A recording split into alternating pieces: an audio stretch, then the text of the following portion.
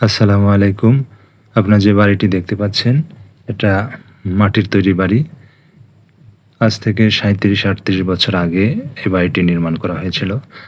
সে সময় আমাদের এলাকায় মাটির বাড়ির প্রচলন ছিল। মানুষ ইটের বাড়ি ছিল না বললেই চলে। সে সময় মাটির বাড়ি তৈরি অনেক কষ্টসাধ্য এবং ব্যয়বহুল ছিল।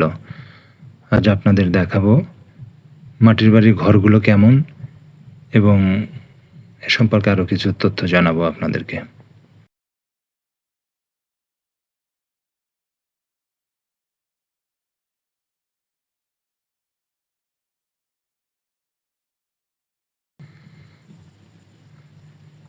আমরা বাড়ির একটি রুমের মধ্যে প্রবেশ করছি।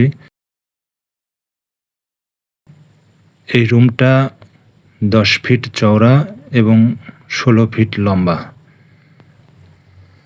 মাটির বাড়ির একটি বিশেষত্ব হলো এটি অনেকটা এসির মতো কাজ করে।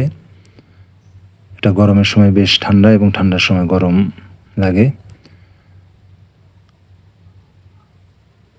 মাটির বাড়ি মজবুত হওয়ার আরেকটা কারণ এর দেওয়ালগুলো অনেক চওড়া, প্রায় ৩ থেকে ৩.৫ ফিট চওড়া।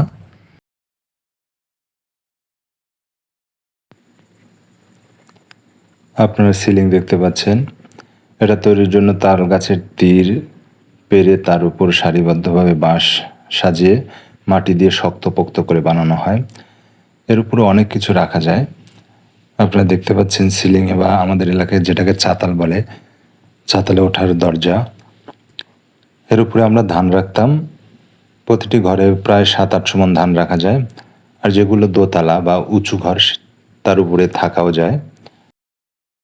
এটা আমাদের পুরাতন বাড়ি, তাই প্রায় ৮-১০ বছর ধরে এখানে থাকা হয় না, অযত্ন অবহেলায় পড়ে আছে। এবছরই ঘরটা বা বাড়িটা ভেঙে ফেলা হবে, এই জন্য স্মৃতি হিসাবে রেখে দিলাম।